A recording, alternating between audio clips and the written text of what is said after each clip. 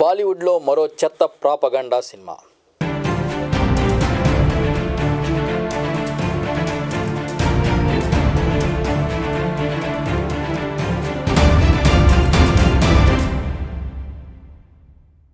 తెలుగునాట భక్తి రసం తెప్పలుగా పారుతుంది, డ్రైనేజీ స్కీము లేక డేంజరుగా మారుతుంది.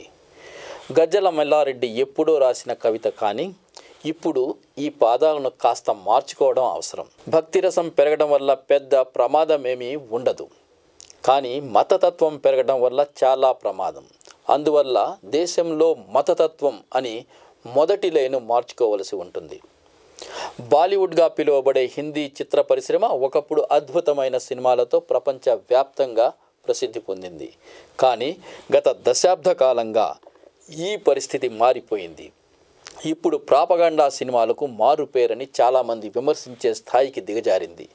ఇస్లామోఫోబిక్ సినిమాలు తీస్తే కాసుల వర్షం కురుస్తుందని, మతతత్వ శక్తుల ప్రాబల్యం పెరిగిన వాతావరణంలో ఈ సినిమాలు రాజకీయంగా కూడా తమకు ప్రయోజనాలు ఇస్తాయని, ఇలాంటి సినిమాలు అధికారంలో ఉన్న పెద్దల ఆశీస్సులు పొందుతాయని బహుశా నిర్మాతలు పోటీపడి తీస్తున్నట్లు కనిపిస్తోంది. ఇలాంటి చాలా సినిమాలు విడుదలయ్యాయి. సినిమా ముసుగులో మత విద్వేషాన్ని రేకెత్తించే కథనాలు వివాదాలకు కారణమయ్యాయి. ఈ కోవకు చెందిన తాజా ముస్లిం విద్వేష చిత్రం హమారే బారా. ఒక ముస్లిం మహిళ తన తల్లి గర్భం ప్రమాదకరమైంది కాబట్టి గర్భస్రావం చేయించడానికి తన తండ్రిని కోర్టుకు లాగిన కేసు ఈ కథలో ఉంది. హమారే బారా చిత్రం కోర్టుకు వెళ్ళింది. సుప్రీంకోర్టు వివాదాస్పద చిత్రం విడుదలను నిలిపివేసింది. హైకోర్టు ఆదేశాల మేరకు చిత్ర నిర్మాతలు ట్రైలర్ నుండి వివాదాస్పద సంభాషణలను తొలగించారని వాదనలు ఉన్నప్పటికీ న్యాయమూర్తులు విక్రమ్ నాథ్, సందీప్ మెహతాలతో కూడిన ధర్మాసనం ఈ వాదనను తోసిపుచ్చింది. ఇంతకుముందు హైకోర్టులో ఈ సినిమా కేసు విచారణ జరిగింది. మొదట స్టే ఆర్డర్ ఇచ్చిన హైకోర్టు ఒక రోజు తర్వాత చిత్ర విడుదలపై ఉన్న నిషేధాన్ని ఎత్తివేసింది. ఆ తర్వాత సుప్రీంకోర్టుకు కేసు వెళ్ళింది. ట్రైలర్ చూస్తే హమారే బారా ముస్లిం మహిళలు ఇంట్లో ఖైదీలుగా పడి ఉంటారన్నట్లు చేతులు కట్టేసి పెదాలు కుట్టేసి చూపించింది. సినిమా ట్రైలర్ చూసిన సుప్రీంకోర్టు న్యాయమూర్తులు అభ్యంతరకరమైన సంభాషణలు ఉన్నాయన్నారు.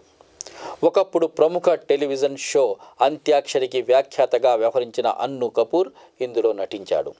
ఈ సినిమా ట్రైలర్ విడుదలయ్యింది. సమాజంలో ఒక సముదాయం పట్ల ద్వేషాన్ని పెంచే చిత్రం అని చాలామంది విశ్లేషించారు, విమర్శించారు. బాలీవుడ్ వినోదాత్మకంగా సామాజిక చిత్రాలను, విలువలతో కూడిన చిత్రాలను రూపొందించిన రోజులు పోయాయి.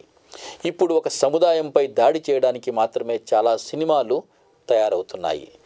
ది కశ్మీర్ ఫైల్స్ 2022లో వచ్చింది. ది కేరళ స్టోరీ 2023లో వచ్చింది. ఇవన్నీ విద్వేషమే ప్రధానంగా తీసిన సినిమాలు.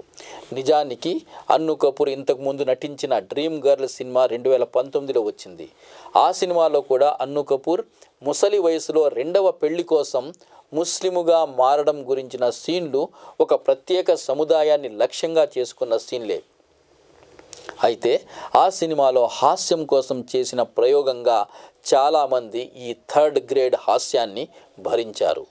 కానీ కశ్మీర్ ఫైల్స్, కేరళ స్టోరీ వంటి సినిమాలు అవాస్తవాలు, వక్రీకరణలతో పూర్తి స్థాయి ఇస్లామోఫోబిక్ ప్రాపగాండా సినిమాలుగా వచ్చాయి. ప్రాపగాండా సినిమాకు రాజకీయ ఆశీస్సులు ఎప్పుడూ ఉంటాయి.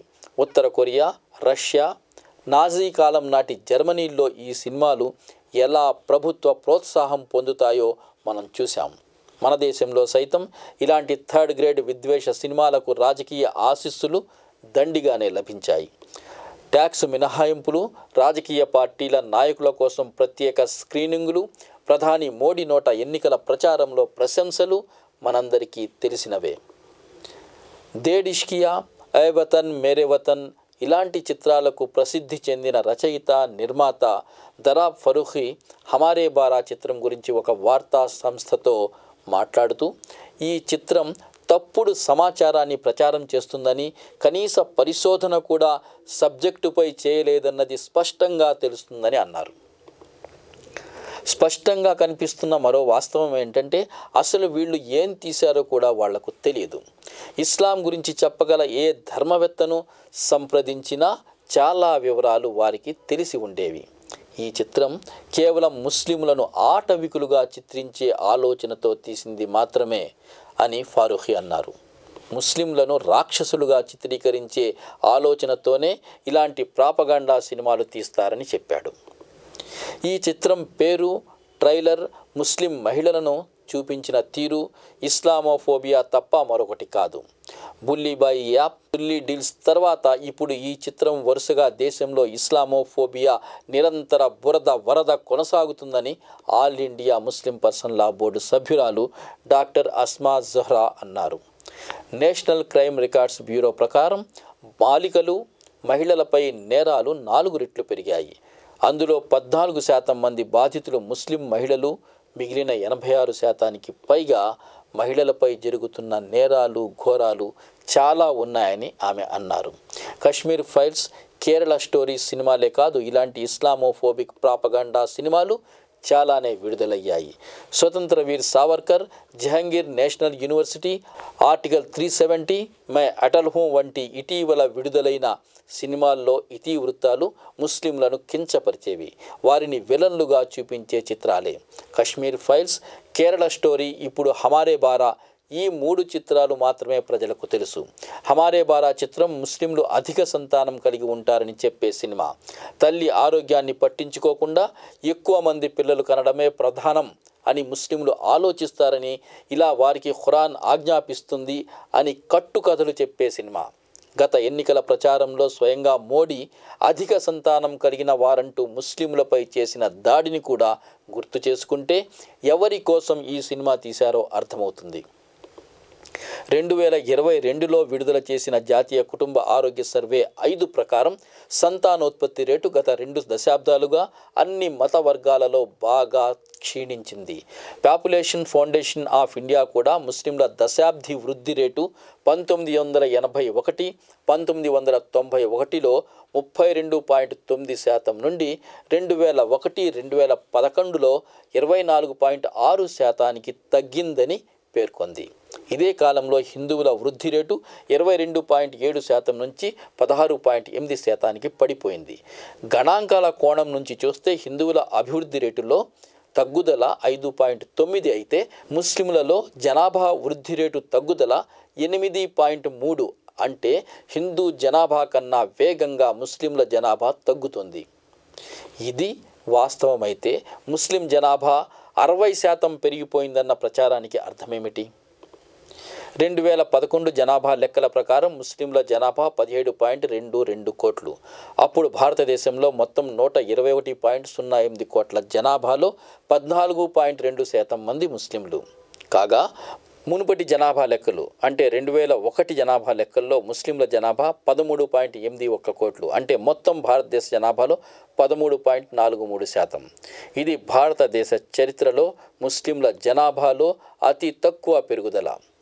68వ నేషనల్ శాంపిల్ సర్వే ప్రకారం చూస్తే హిందూ కుటుంబం పరిమాణం 4.3 అయితే ముస్లిం కుటుంబం పరిమాణం 5, తేడా కేవలం చాలా తక్కువ. సిక్కు కుటుంబం పరిమాణం 4.7. తాజా జాతీయ కుటుంబ ఆరోగ్య సర్వే 2019-2020 అంటే NFHS 5 ప్రకారం అనేక రాష్ట్రాలు జనాభా స్థిరీకరణ దశలోకి వచ్చేశాయి. ఫర్టిలిటీ రేటు తగ్గుతుంది. ఆర్థిక సర్వే 2018-19 అలాగే 2017 నుండి sample registration system SRS data కూడా భారతదేశ జనాభా వృద్ధి రేటు తగ్గుతున్నట్లు చూపిస్తున్నాయి. NFHS డేటా ప్రకారం గత 2 దశాబ్దాల్లో అన్ని మత సముదాయాలలో ఫర్టిలిటీ రేటు తగ్గింది. ముఖ్యంగా ముస్లింల కుటుంబం సైజు గణనీయంగా తగ్గింది. ముస్లింల జనాభా పెరుగుతుందని బడా రాజకీయ నేతలు చేస్తున్న వ్యాఖ్యలు, మతతత్వ శక్తులు చేస్తున్న ప్రచారం, ప్రాపగాండా సినిమాల హంగామా ఇవన్నీ సామాజికంగా వేసే ప్రభావం చాలా తీవ్రంగా ఉంటుంది. ఇతర సముదాయాలు ముస్లింల పట్ల చిన్న చూపు చూడటానికి, కించపరచటానికి, ముఖ్యంగా ముస్లిం మహిళలకు పని ప్రదేశాల్లో, స్కూలు, కాలేజీల్లో ప్రతికూల పరిస్థితులు సృష్టించే ప్రచారం ఇది. ముస్లిం మహిళలను ఇంటికి పరిమితం చేసే కుట్ర లాంటి ప్రచారం ఇది. పైగా ముస్లిం మహిళల పునరుత్పత్తి హక్కుపై ప్రత్యక్ష దాడి ఇది. ఒక సముదాయాన్ని తప్పుడు ప్రచారంతో అప్రతిష్ట పాలు చేయడం, ఒక సముదాయాన్ని విలన్లుగా చిత్రీకరించడం ద్వారా దేశాభివృద్ధిని దెబ్బతీస్తున్నారని ఈ మతతత్వ శక్తులు మర్చిపోతున్నారు. వివక్ష, పక్షపాతాలు ఎల్లప్పుడూ దేశాభివృద్ధికి గొడ్డలి పెట్టుగా మారుతాయి.